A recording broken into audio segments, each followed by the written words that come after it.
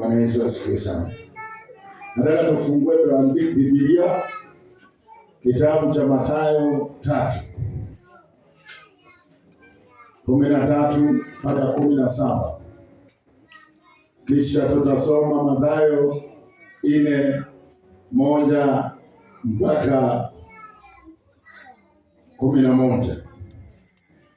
Nitaomba. Baba, katika jina la Yesu Kristo, na katika madhabahu haya, naomba Bwana unitumie kama chombo. Ninapungua, wewe ukaongezeke. Unitumie upendavyo Bwana. Niondolee kila maroho za kujienua. Niondolee kila pingamizi zozote zinazojiumba na zinazotumwa zikapate kushindwa kwa jina la Yesu Kristo. Ninatakaza anga hii na damu ya Yesu Kristo. Natakaza mahali hapa na damu ya Yesu Kristo. Ninakataa kila maroho zinazotuma na zinazojituma katika anga kuzuia ibada. Karibu uwe mwalimu, unisaidie katika safari hii ya mafundisho haya Bwana, yakapate kueleweka na yakapate kuzingatiwa vile inavyohitajika kuwa. Bwana, ni asante kwa kuniwezesha na kunipa nafasi hii, na ni kwa jina la Yesu Kristo nimeomba na hata kuamini. Tutasoma kitabu cha Mathayo mtakatifu. Alitaka kumzuia akisema, mimi nahitaji kubatizwa na wewe, nawe wacha kwangu.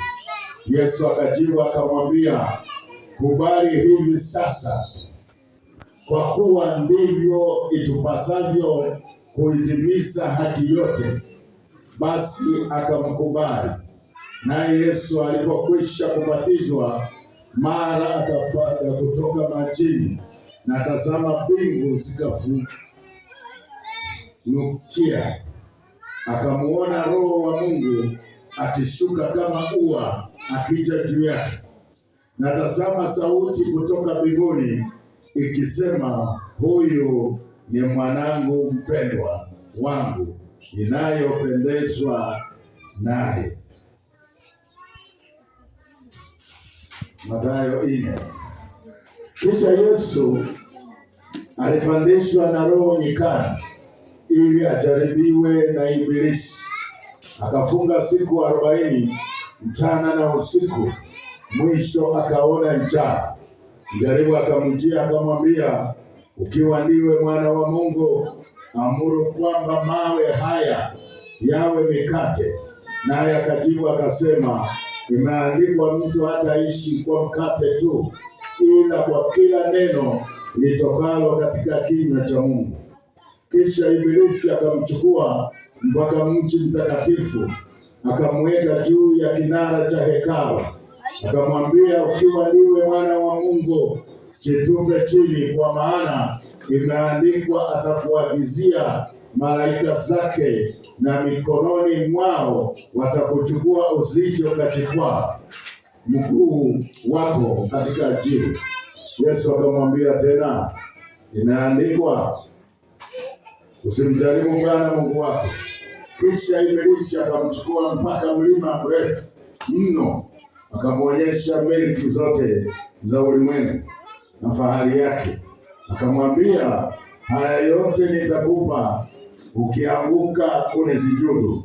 Ndipo Yesu alipomwambia, nenda zako Shetani, kwa maana imeandikwa, msujudie Bwana Mungu wako, umwabudu yeye peke yake. Kisha Ibilisi akamwacha, na tazama, wakaja malaika wakamtumikia. Bwana Yesu asifiwe sana.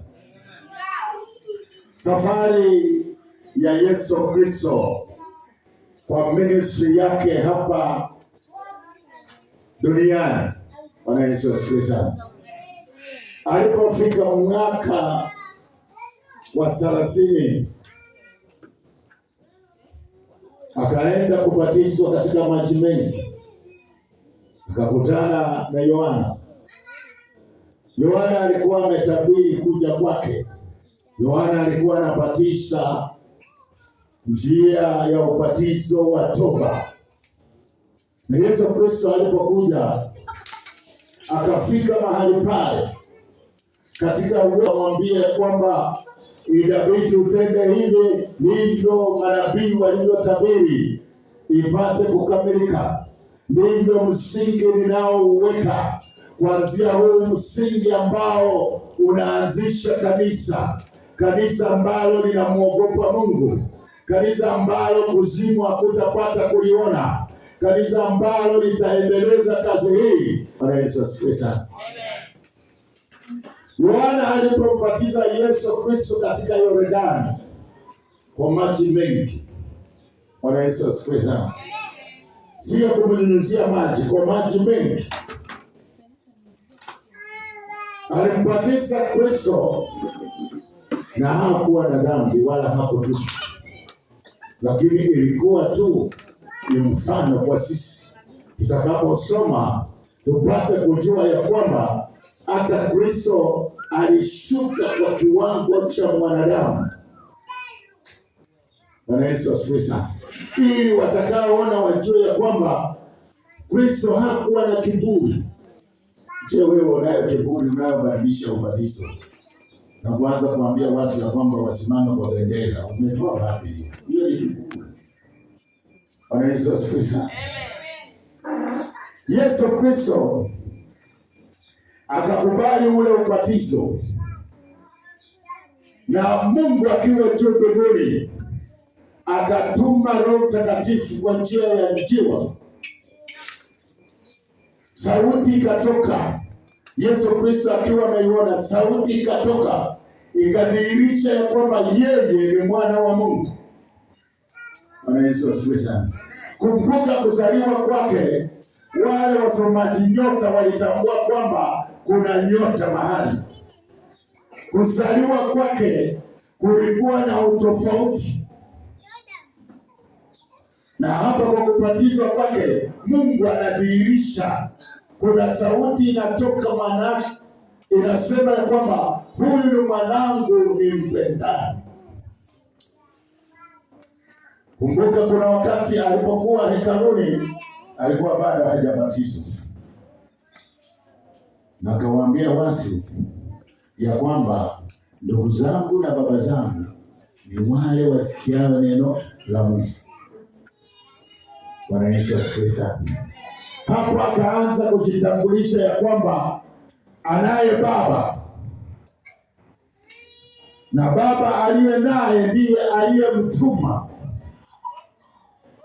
Ile sauti ilipotoka huko juu mbinguni ya kuelezea waliokuwa pale, wakapata kusikia neno hilo na wakapata kutia mioyoni. Lakini naona kuna watu hawakutia mioyoni. Hata Yohana alisahau. Bwana Yesu asifiwe sana. Kwa sababu nisema alisahau, kuna siku aliuliza wanafunzi wake akiwa gerezani katika majaribu, nendeni mkamuulize ni yeye ama kuna mwingine. Yesu akawajibu, viwete wanatembea,